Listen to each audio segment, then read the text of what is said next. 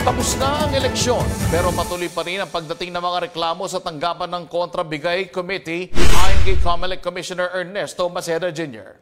Mula sa 712, tumaas pa sa 806 ang bilang ng mga sumbong na may kaugnayan sa vote buying ang kanilang tatanggap sa komite, kaya kailangan nila itong aksyonan.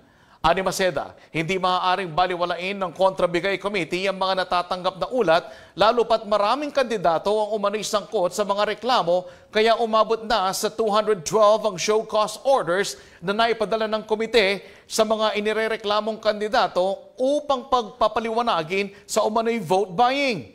Paalala ng COMELEC, hindi paligtas sa mga nanalong kandidato kahit na sila'y naiproklama na.